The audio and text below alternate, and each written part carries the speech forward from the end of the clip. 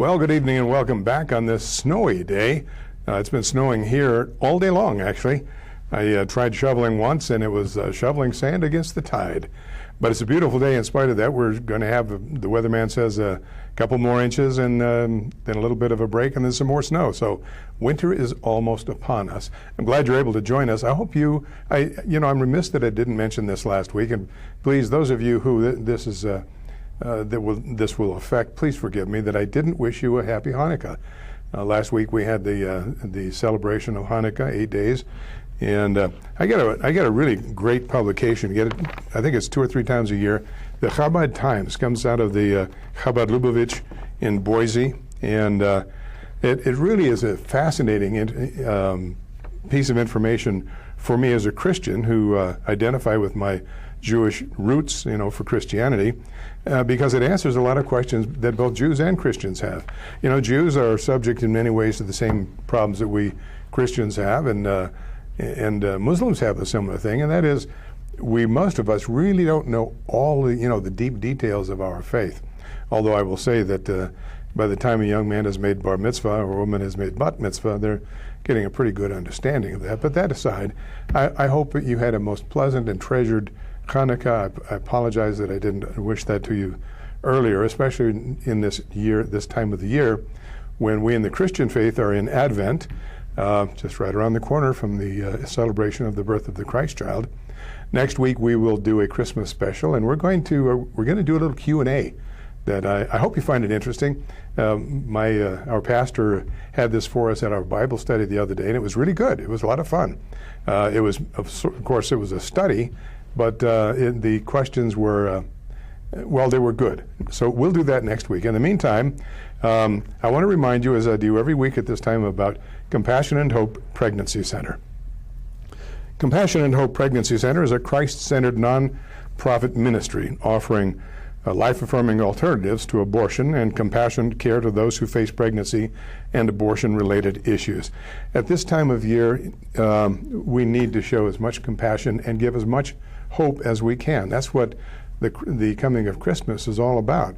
God had compassion upon his children and gave us hope through the birth of our Lord and Savior, Jesus Christ. And you and I can do something similar. We can give a Christ-like reflection, if you will, by doing something special for Compassion and Hope Pregnancy Center. Won't you please call them at 208-478-HOPE, 208-478-HOPE. Show some compassion that will give someone hope for this season. Send them a check. Don't send any cash through the mail. Send them a check. Send them a Christmas card. And let them know that you believe in the life-affirming status of helping children into the world rather than, the alternative. God will bless you, and you'll bless somebody else. And it's the thing to do at this time of year, is it not? It's the thing to do all year long, but certainly at this time of year. Compassion and Hope Pregnancy Center. Call them 478-HOPE, and then send them a generous contribution to help somebody who needs both compassion and hope. There's been so much going on with Sheikh Obama and his apologists and all the other things that are happening in the world. We're going to talk tonight exclusively about things Muslim, Islam, however you want to say it. And I hope you won't switch off and say, "Oh, Lillig, I've heard it." We haven't heard it. There's so little that, this whole business of Islam attacking the world is really new to us. It's nothing new. John Quincy Adams, I'm going to read you a quote from John Quincy Adams, a couple hundred years old on Islam. But, we're learning more and more with the mass murders in San Bernardino, and we're learning about the so-called vetting process and what it means. We're seeing our government stuffing these people down our throats, whether we like it or not. There's a big to-do, of course, about Donald Trump saying he wants to stop the importation, or whatever you want to call it, immigration of Muslims. He wants to put a temporary stop on it. And the mustard has hit the propeller, and of course the politically correct establishment Republicans are squawking and hollering, trying to distance themselves. And of course the politically left Democrats are using this as an opportunity to try to hurt the Republican brand, as well as going after Trump, who is still leading in most of the polls, although today I was very pleased to see that it's reported that in Iowa, Cruz has taken a significant lead in the Iowa polls. That's refreshing for me, because I I probably shouldn't give my hopes and dreams, but I would like to see Cruz as our next president. Now, that's going to put me in it's going to profile me. Remember last week when we were talking about profiling, that word that everybody's been talking about? Well, speaking of profiling, I've started a new book. I just got this, and I'm about a third of the way through it. I was thumbing through it today, looking for items to share with you. This book is called The ISIS Apocalypse, The History, Strategy, and Doomsday Vision of the Islamic State by William McCants. He's a fellow and director of the Brookings Institute's project on U.S. relations with the Islamic world, The ISIS Apocalypse. I would urge you to get hold of this. In reading the part that when I got it into it, I thought, well, this is, why did I spend the money on this? I'm glad I did, because it gets into the apocalyptic part of the whole Islamic thing about, the Islamists believe that in order to bring back the Mahdi, to bring the caliphate into existence, there has to be basically an apocalypse. And they feel it is their responsibility to bring it into being. And so if you wonder why these people say, why are they so willing to die for their religion? Well, because their religion teaches them, depending on who they're listening to, but the one that's speaking loudest teaches them that we have to have this apocalypse, this doomsday end of the world situation, so that the Mahdi can come out of hiding. And then, according to Islamic tradition, then Jesus is going to descend, and he's going to defend Islam. And if you believe that, I've got a bridge I can sell you any place in the world and get you a real good deal. But that's what they're preaching, even though they're willing to kill all the Christians. And in fact, they have to kill all of the Christians and all of the Jews. Islam is very self-contradictory. You have to study it and read it to believe it. It is very self-contradictory. Anyway, I suggest The ISIS Apocalypse, and I think you'll find it very eye-opening. If you've been doing, I've suggested so many books to you over the last couple of years, and you're probably saying, Lillig, I don't need any more books on Islam. Well, actually, you can never get too much stuff on those people who want to bring an apocalyptic end to the world, and that's their major goal. I've got a couple things I want to share with you from the paper, and we'll get into that. I'm going to share some things with you. Now, this is a book. Last week I pointed to it mistakenly as the Hadith. The Hadith is that book on the bottom of this stack. The Hadith is a collection of sayings, stories allegedly made about Muhammad or by Muhammad that are supposed to give you a justification for his being, I guess. What supposedly makes him the messenger of Allah. Remember, we don't confuse God and Allah. That is their God, but Allah is not God. But anyway, this is called, it's by Ahmed ibn Nakik al-Misri. It's The Reliance of the Traveler, a classic manual of Islamic sacred law. And I started getting into this in depth today, looking for things to share with you, and I'm telling you, this is an eye-popper. The one thing I have to reassure you, and I will say this over and over until you're going to say, Lillig, I can't take any more. I'm full to the brim, and you'll have to find room for more. These people do not want to peaceably assimilate into this nation. They are required by their Quran to assimilate us, if that's not even the proper word, to kill us. If we won't Islam, if we won't bow, scrape, obey, then we have to die. But the reliance of the traveler is the law, such as it would be like reading a very extended version of the penal code. In this book is every living moment of a believing Muslim's life. Every law, everything in here. We're going to hit a couple of the things. We're going to hit a couple of the things that are in here. We're also going to look into, again, a book that I have suggested to you in the past, The Politically Incorrect Guide to Islam and the Crusades by Robert Spencer. This is, I would say, of all the books I've shared with you, this would be a primer. You really need this one first because it answers so many things. And one of the things in here that I really like is he has given a side-by-side dissimilarities, comparisons. Comparisons of what would Jesus do and then what would Muhammad do. Very eye-opening. But it goes back to what I've told you many times. Islam has no place in this nation. And remember, I've told you before, Islam is only part of the umbrella of what is known as Islam. The Quran is only part of Islam. The Hadith is part of Islam. Sharia is part of Islam. But if you are an Islamist, if you believe it, if you read it, and you believe in what the Quran says, then you have to accept the other things. And the one thing you cannot accept is a competing religion or a competing law. Well, that knocks out all Jews and Christians, and it also knocks out the Constitution. Now, I remember, I think I shared this with you last week. If not, bear with me. And if I did, bear with me. I recall when I was being investigated for my background to become a police officer in Los Angeles. The background check took a year. And of the 1,000 people that applied, 100 were accepted. It was a very rigorous vetting, not like this baloney that you're getting from Sheikh Obama and his buddies. It was a truly rigorous investigation of an American, born and raised and everything in America. So they didn't have to go to other countries. They did go to other cities. But one of the things they asked me on the entry level, and you've probably seen this in a job, maybe your current job or a job that you've applied for, and a question on a questionnaire: are you now or have you ever been a member of a group or a group who are planning or wish the violent overthrow of the United States of America?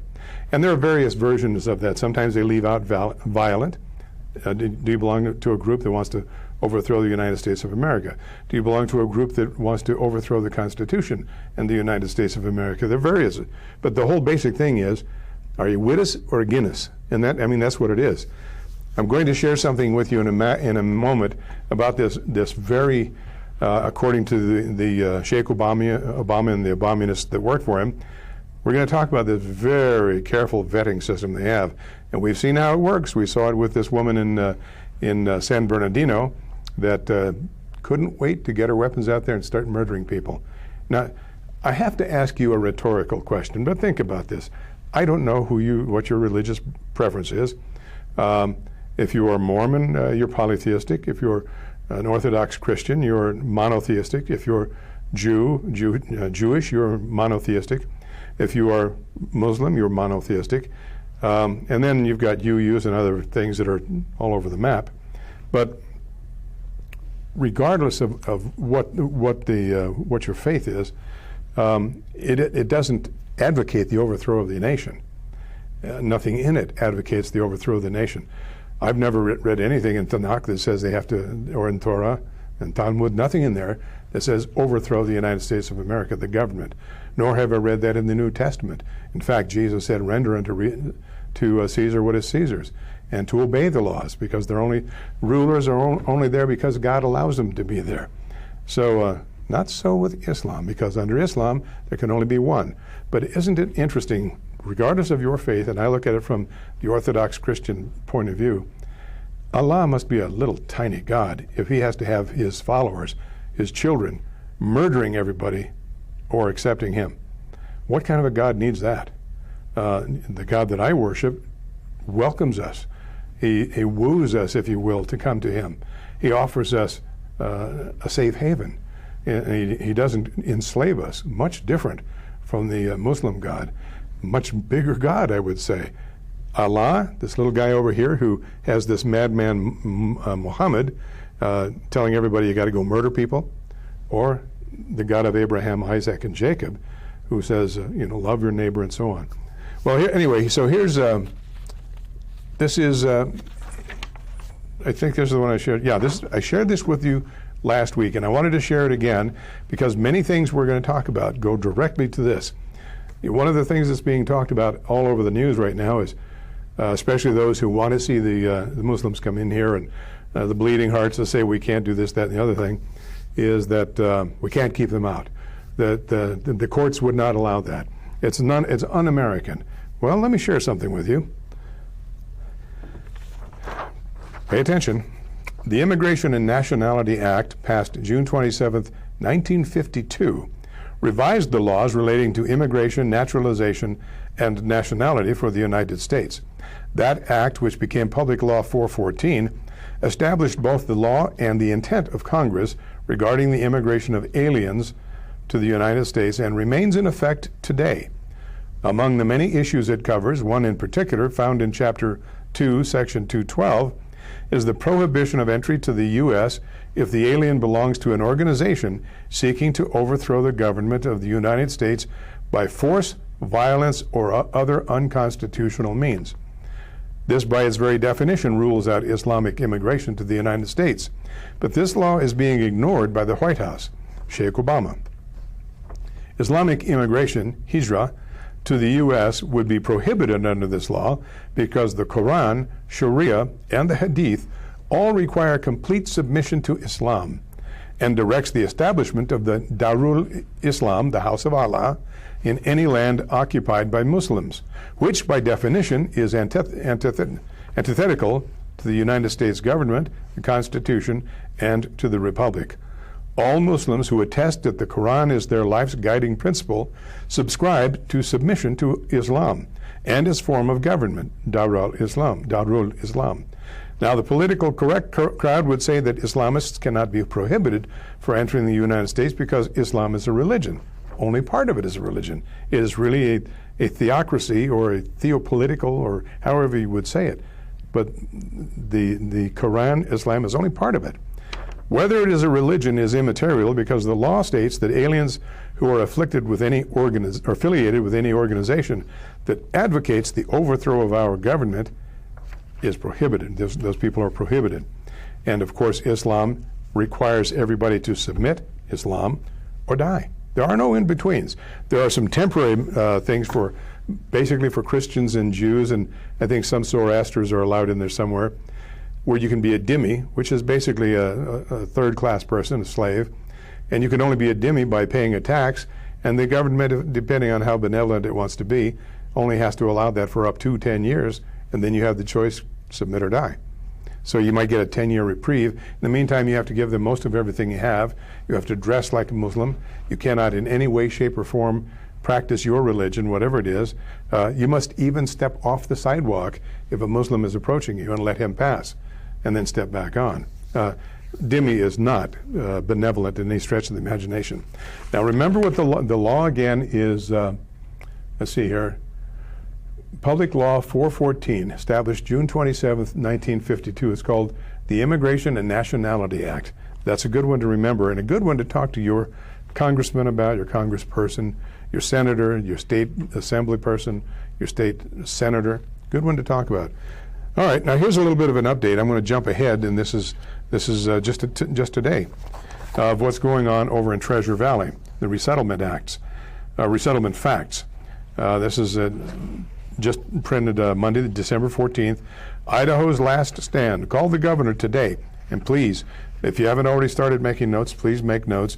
And remember, this program will rebroadcast Sunday at noon, so you can share with your friends.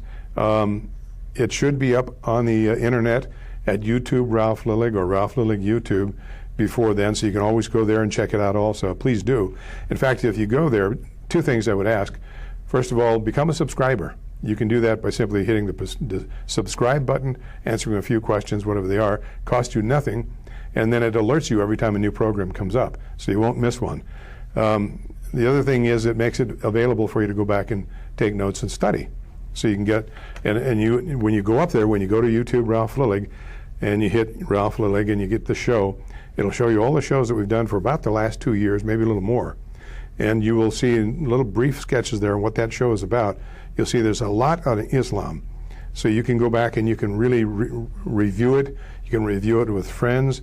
And it'll often tell you there's something else. Well, you can just fast forward through that if you want to just go to the Islam part.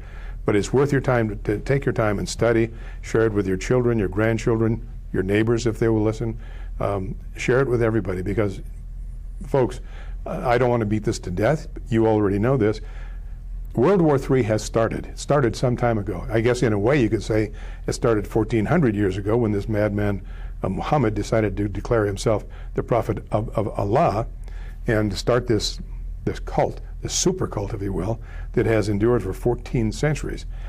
Well, I mean, I kind of digress, but let's go on. So it says, the letter says, join us this week, December 14th to 18th, in letting Governor Otter hear from citizens in Idaho how we feel about his lack of attention to protect Idaho from refugee resettlement. Call today and tell him you want an executive order halting refugee settlement in Idaho. Officer of the Governor, State Capitol, 208-334-2100. Easy to remember, 334-2100. Here are 9 inconvenient truths about Muslims / refugees that the media ignores.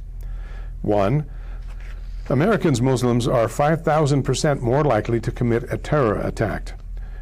This is a quote, Muslims account for only about 1% of the U.S. population, but account for about half of terrorist attacks since 9/11. That means Muslims in the United States are about 5,000% more likely to commit terrorist attacks than non-Muslims. And that's from a publication called Source. 2. ISIS is already everywhere in the United States. Quoting again, even with our smaller Muslim population, we have trouble keeping track. The FBI is reported to have nearly 1,000 active probes into ISIS supporters in the United States. Of those, 48 suspects are under intensive 24/7 surveillance, straining the agent's capability. To conduct a 24/7 surveillance requires a minimum of 12 agents. So you can see with 48 that they're looking at closely, that's a lot of wasted a lot of manpower used. They could go elsewhere. And here again, quoting from the source, there's really no way around it. Continuing to admit 1 million Muslim immigrants per decade will translate into more attacks. We need to cut Muslim immigration. And Muslim is not a race. Muslim is not a religion, although all Muslims submit to Islam. That's only part of what they're here for. It's only part of what they do. Number 3, 51% of American Muslims back some form of Sharia. Quoting from CNN, according to the just released survey of Muslims, a majority, 51%, agreed that Muslims in America should have the choice of being governed according to Sharia. Because the media doesn't like these numbers, they unilaterally declare the poll widely discredited. Other than partisan bedwetting and lying, there's nothing out there, no data that discredits this poll. The media just hurls the words widely discredited when facts interfere with their narrative. CNN's Don Lemon also lied about this poll, which has a widely accepted methodology. Number 4, a quarter of American Muslims are comfortable with violence. Quoting again, even more troubling is the fact that nearly a quarter of the Muslims polled believe that it is legitimate to use violence to punish those who give offense to Islam by, for example, portraying the Prophet Muhammad. Isn't that it? How many of you have a picture, it's a rendering, a portrayal, if you will, of Jesus Christ in your I don't think I've ever been in a Mormon home that didn't have a portrait of Jesus in there. That it's supposed to be a character or depiction of what Jesus may look like. You see the popular one with Jesus and the little children coming to him. Can you imagine if we were decided to take offense to anybody doing that and went out and killed them for giving you that beautiful picture? It's mind-boggling, and yet Islam requires that if you do a caricature of or anything, if you even draw what you think is really what Muhammad looked like, you're supposed to die. The religion of peace. Like I said, it's an awful small God. All right, number 5, disturbing percentages of the world's Muslims support ISIS. Philip Bump, the happy-talking serial liar at the Washington Post, spins percentages as high as 14% as a positive sign that the world's Muslims are overwhelmingly opposed to ISIS. When you're talking about 1.2 billion people, just 1% is frighteningly high. When you're talking about accepting refugees or immigrants from countries where everywhere from 1% to 14% of millions of Muslims view ISIS favorably, that's a massive threat to our security. Number 6, disturbing percentages of the world's Muslims support suicide bombings. And there's another one. Where, in any of the Jewish teachings or any of the Orthodox teachings, where does it teach us to commit suicide? to further the goals of our God, the God of Abraham, Isaac, and Jacob. What kind of a God does this? Again, the Washington Post spun the story that Muslims are much less likely to view suicide bombings as justified than 5 years prior. That isn't saying much. It's kind of, remember those commercials in television years ago, the hemorrhoid commercial? They were telling you for the suppository, and they're telling you, this problem, if you use this product, will go from this to this. Well, I guarantee you, folks, if your problem is this big, this ain't going to help it. So if 1 to 14% of 1.5 billion want to murder us, 14% is a lot of murderers. Okay, so justified and some sort of science-backed refutation of Trump's concerns. Rest easy with these incoming Muslim immigrants, America because only 34% or 9% or 42% or 8% or 70% or 39% of the world's Muslims view suicide bombings as justified. So, pick your source. You want to go to the left, you get one. You go to the right, you get another. Number 7, only 81% of American Muslims agree that violence against civilians is never justified. Washington Post spun the fact that only 81% of American Muslims say that violence against civilians is never justified, as U.S. Muslims almost never consider suicide bombings to be justified. There are millions of Muslims in this country. This means that hundreds of thousands of American Muslims are in some way comfortable with the idea of using violence against innocent civilians. Number 8, disturbing percentages of the world's Muslims back Sharia law. Throughout the various regions of the world, anywhere from 12 to 84% of the world's Muslims back Sharia. For instance, in Saudi Arabia, it's 91%. They have no choice, Only in southern Eastern Europe and Central Asia is this number below 64%. Sharia law means death to homosexuals, death to non-Muslims unless they convert, and horrific oppression of women. ISIS has one goal, Sharia. Anyone who favors Sharia law is a bad apple, and in South Asia, Southeast Asia, Middle East, North Africa, and Sub-Saharan Africa, the bad apples make up 84%, 77%, 74%, and 64% of the barrel, respectively. Number 9, America admits thousands of immigrants from countries where Muslims favor Sharia. Pew asked Muslims in 39 countries whether they want Sharia to be law of the land where they live.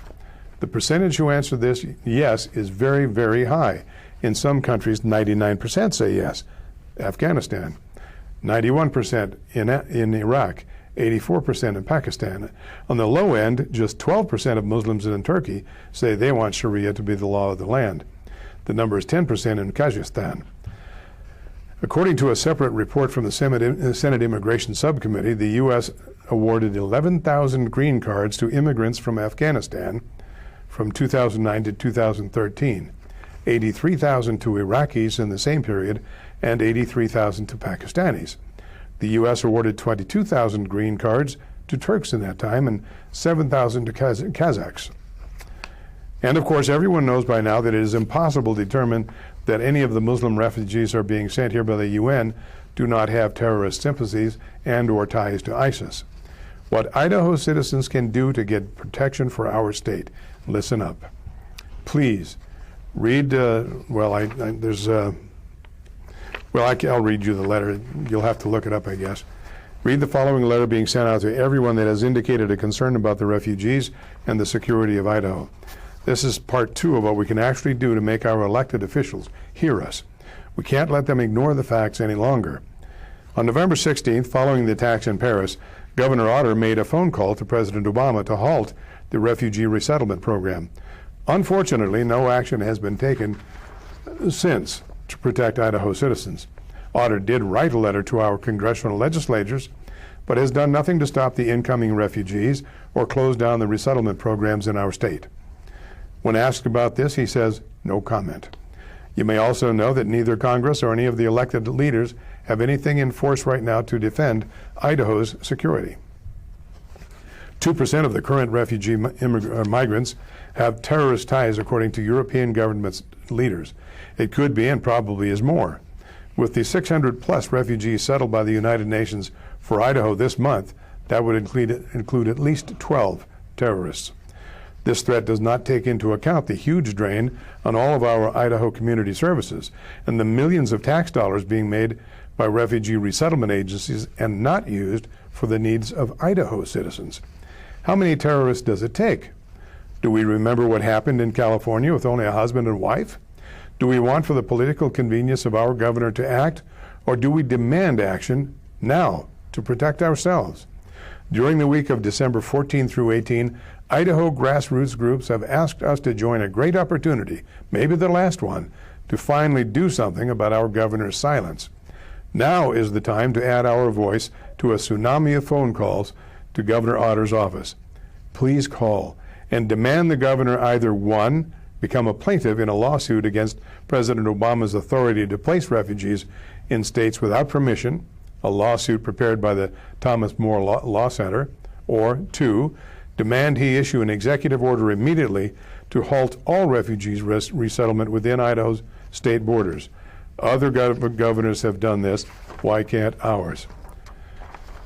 The Thomas More Law Center has researched the authority by which President Obama has authorized unelected and unaccountable voluntary agencies to place refugees in states without permission of the state's governors. Next week is our time to be heard. We need at least 1,000 phone calls. Our voice is mightier than the sword in this case. Let them hear your frustration, worry, and end of patience with Butch Otter before Idaho has his own terrorist headlines in the news. So start your calls at 8 a.m. Monday, December 14th. That's today as we are recording. And also have others call during business hours until 5 p.m. each day. Every adult member of your household can call separately and make the same demands. Write it on your calendar in red. This tremendous wave of Idaho voices will become his worst nightmare, and he will have to act. Office of the Governor, State Capitol, 208-334-2100. 334-2100. Thank you for your action on this.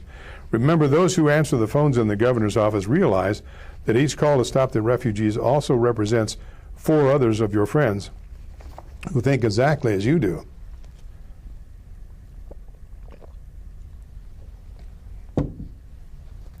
Therefore, 1,000 phone calls has the force of 5,000 people. Your call counts.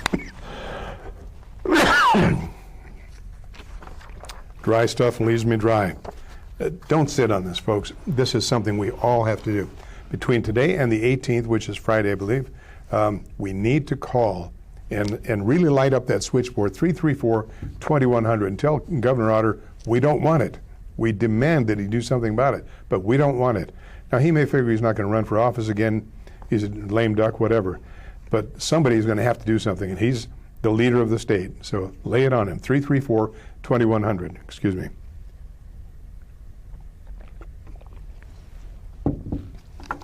He's too old to run again. So, well, we'll see what happens. All right. Now, this is from Fox News, and this is actually a couple days ago, but it's worth sharing. DHS, Department of Homeland Security official, admits they have no idea how many Syrian refugees are in the U.S. Doesn't that light you up, make you feel warm and fuzzy? The Deputy Assistant Secretary of the Office of Screening Coordination in the Department of Homeland Security admitted she doesn't know how many Syrian refugees are in the United States. Well, we don't really know how many illegal Mexicans and South Americans are here. We don't know. They use the term 11 million for Mexicans. I had to do a study in 1986, and at that time it was 20 million. And you wouldn't believe the hoops I went through to trying to get those figures. And I never did get them from the government. I got them from the AFL-CIO. Well, anyway.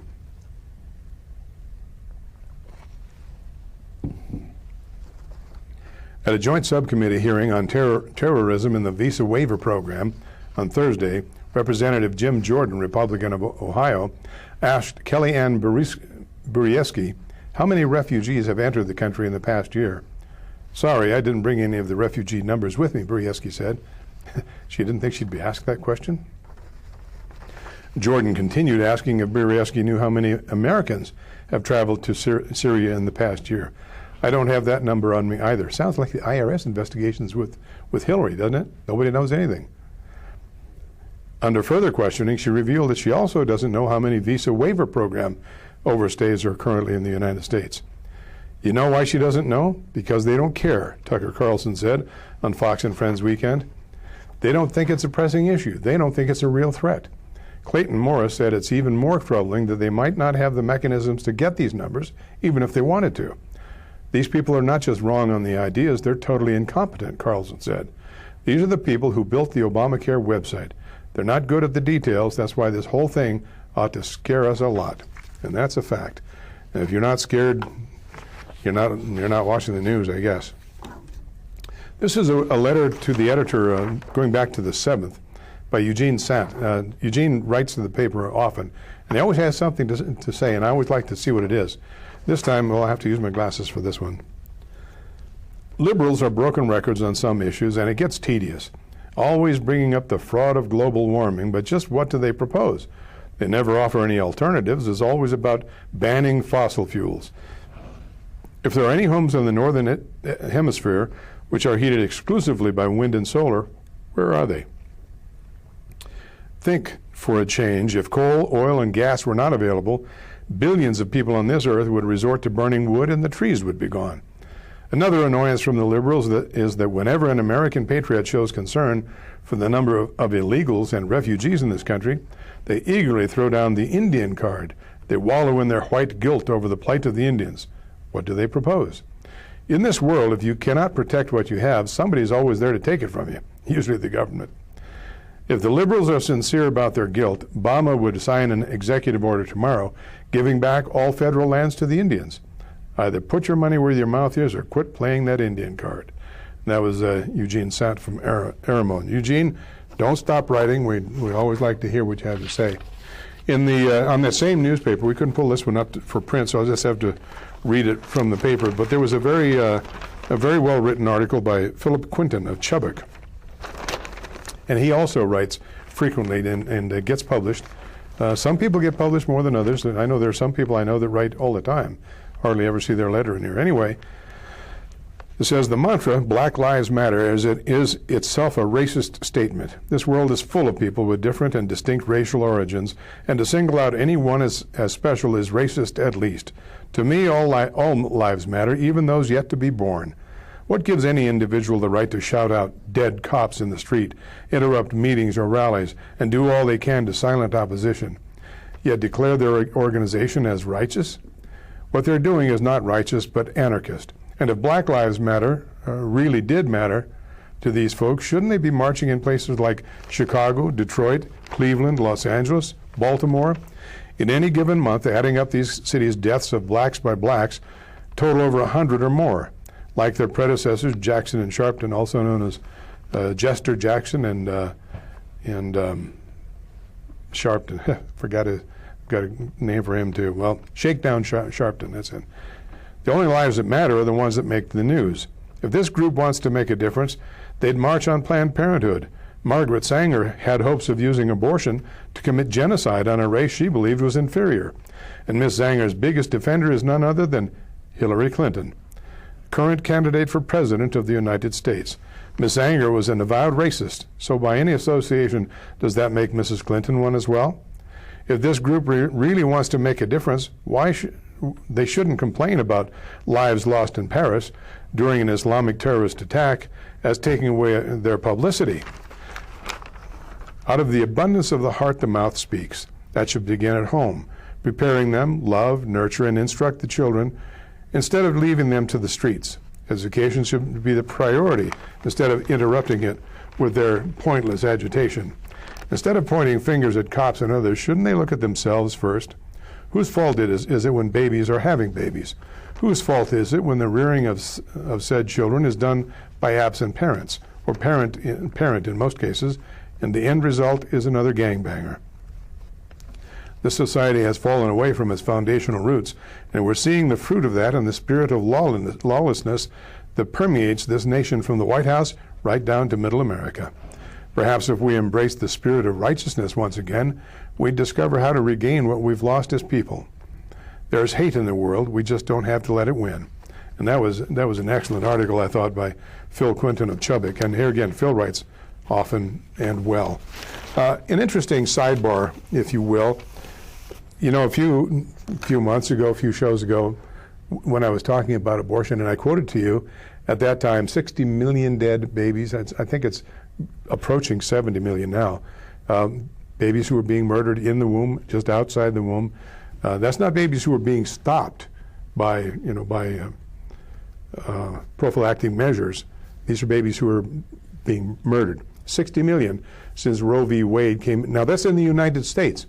But there was a very interesting article, and I believe I read it in Wall Street Journal, and the question was basically, why is it that Angela Merkel, the president or prime minister, whatever position is in Germany, why is she welcoming 800,000 to 1 million Syrians, alleged Syrians? You know, pretty soon there'll be more Syrians in Europe than there ever were in Syria, because everybody coming up is saying they're a Syrian. And isn't it interesting, they're all able-bodied men, and all the women are still back there in Syria.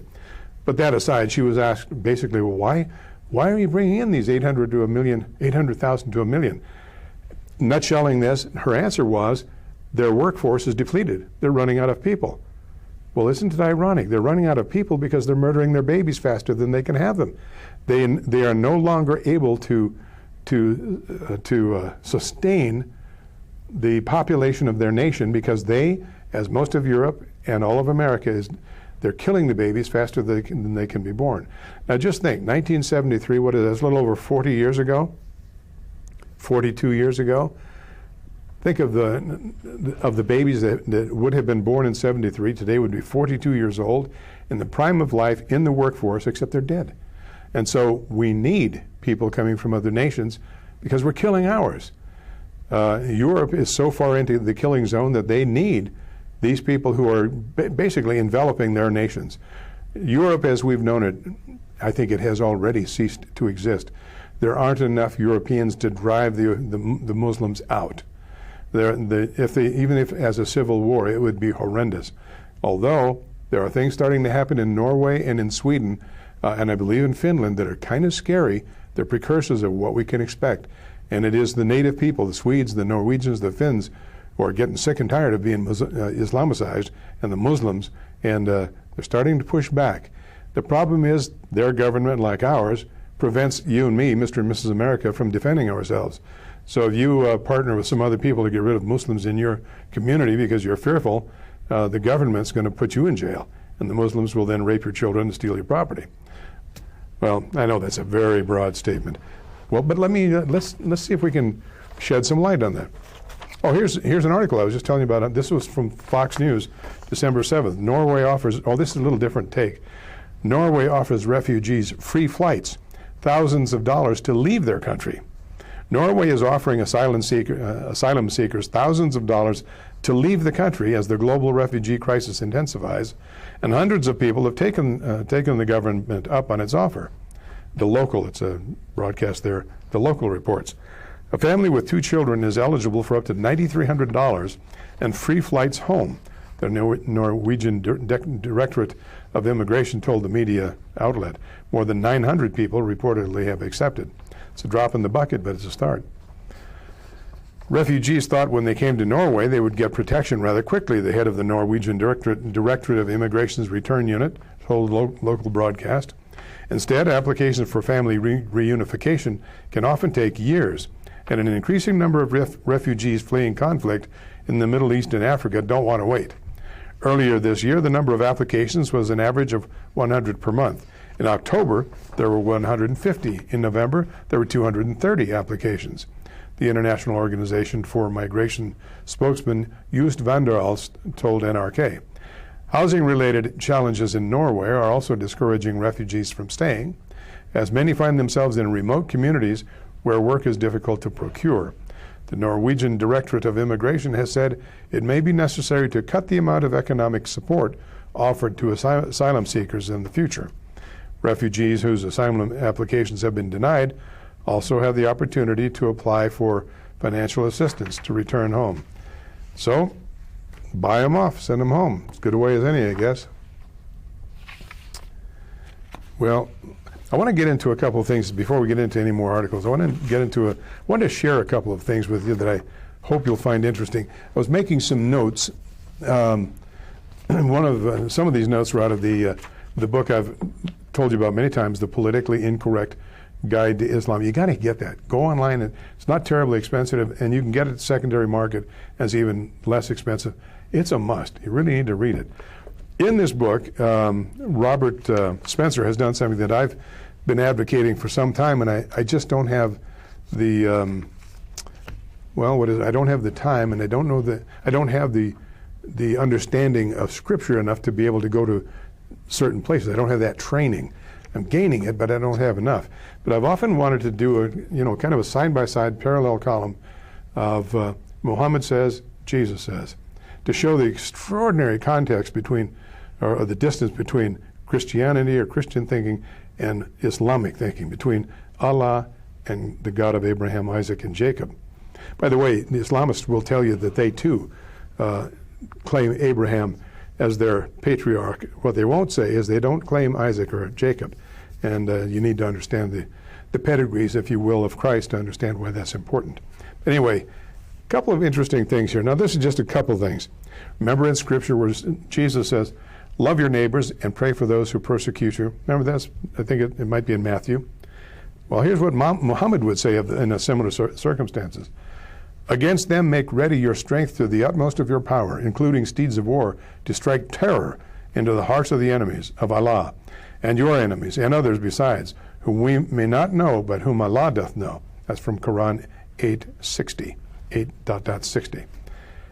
Quite a difference between love your neighbor and kill him. By the way, there are over 100 verses in the Quran that exhort believers to wage jihad against unbelievers. Basically, there are two kinds of jihad according to the law. In fact, I'll quote it to you in just a moment. Lower and higher. I think that's how they do it.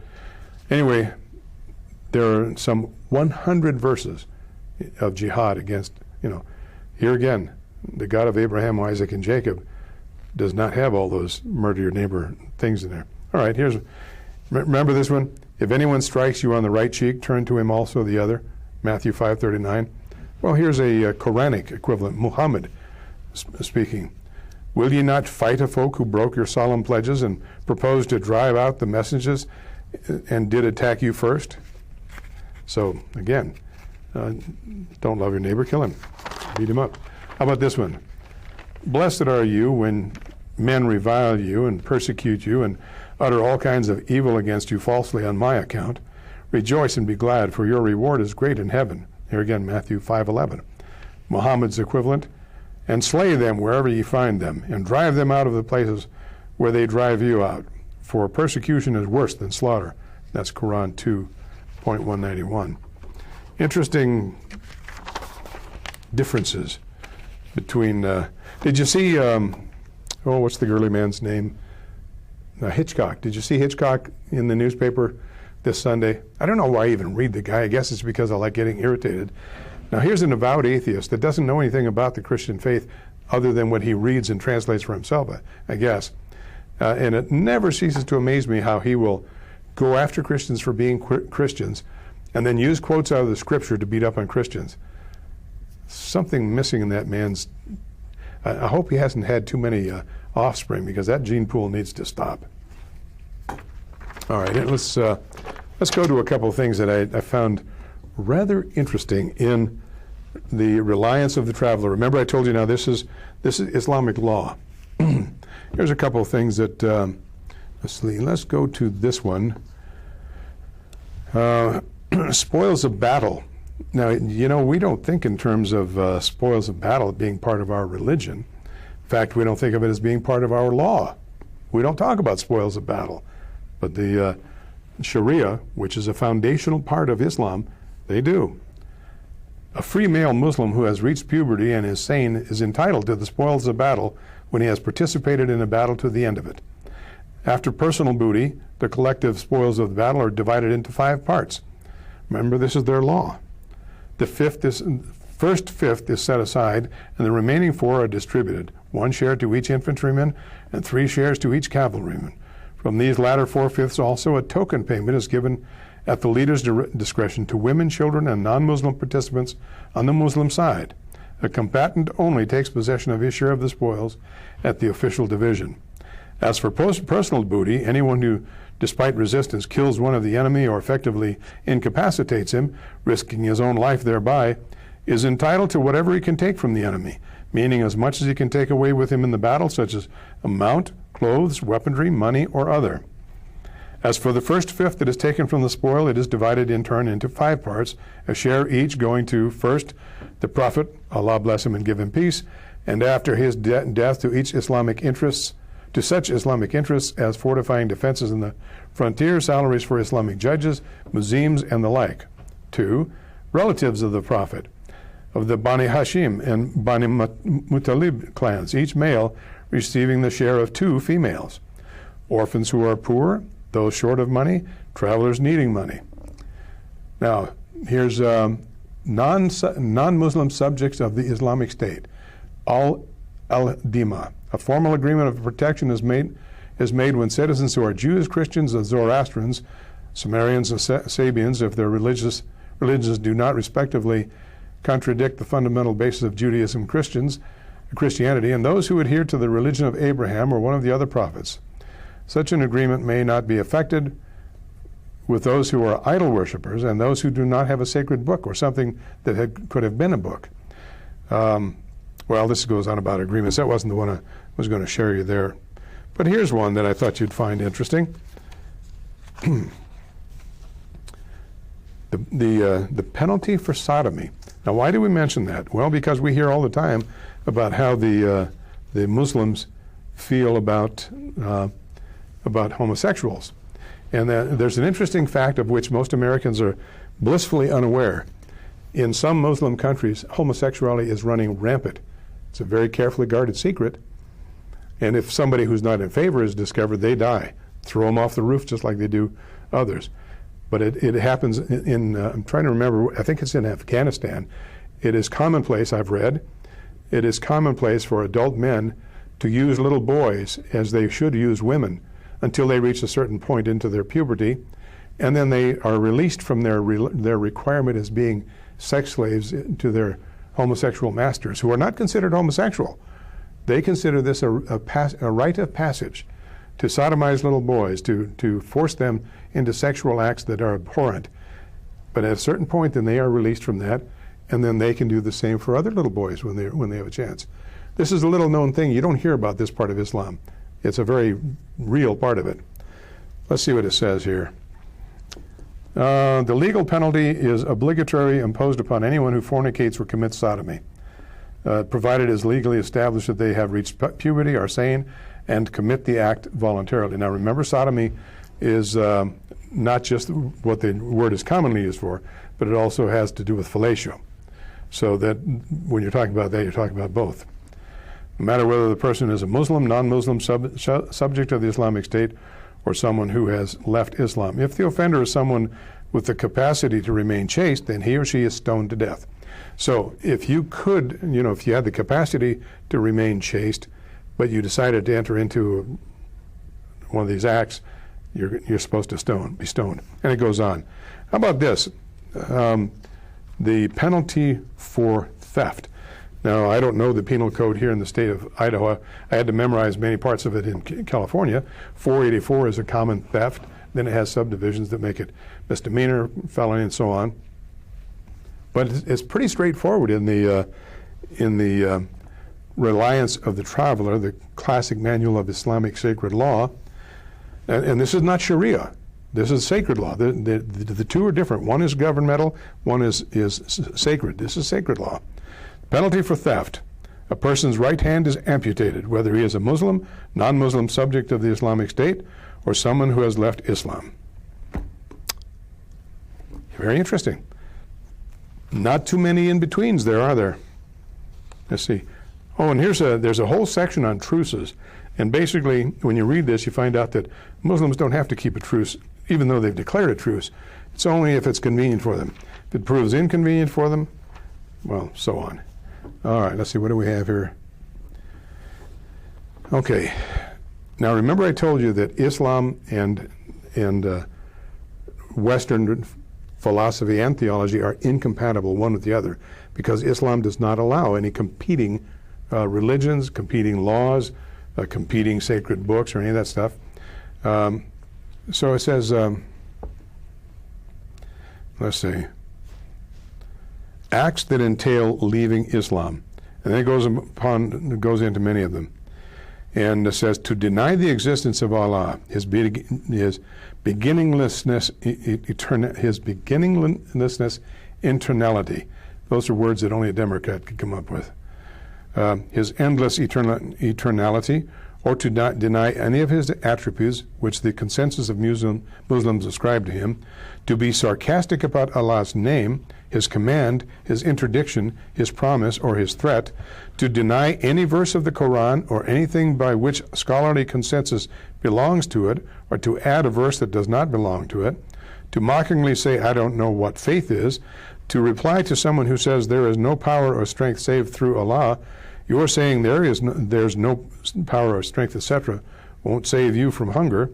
For a tyrant, after an oppressed person says this is through the decree of Allah, to reply, I am without the decree of Allah. In other words, a tyrant says, I don't believe in Allah.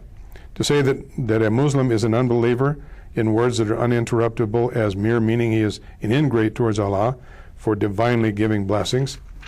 Anyway, these are all things that would be considered against sacred law that say you have to die if you do any of these things. You remember the murder that happened, the artist, many years back now in Holland. The son of Van Gogh, the grandson of Van Gogh, also a Van Gogh, was murdered in the streets by a Muslim who took offense because Van Gogh tried to make a portrait of what he thought Muhammad looked like. He had to murder him. He has to. The law says so. And yet our government, Sheikh Obama and the rest of them, are going to force these people into our midst. Are all of them murderers? No. I would say from what I've read that many, if not most, Muslims are as ignorant of their religion as many of us are of our own. Unfortunately, that percentage, just like not all Germans were Nazis. The Nazis were a small percent of Germany at one point, but they ruled it, and you died if you disagreed with them. And remember, Hitler was a great fan of Muhammad. He thought Islam was great. Well, we're almost out of time again. Again, I suggest that you get this book, ISIS: The Apocalypse. It's a good read. I'm enjoying it so far. Glenn Beck's book that just came out, I have that one. I'm reading that one. I've got about 4 books going. Beck's book is very easy to read. It flows very well. It'll give you some very good insights on Islam and how it came to be and where it's going. You can get it online delivered for about $8.50. Worth doing it. God bless you and yours. Thank you so much for joining us. We'll see you at this time next week and this coming Sunday at noon. God bless you. Have a good, safe week. Good night.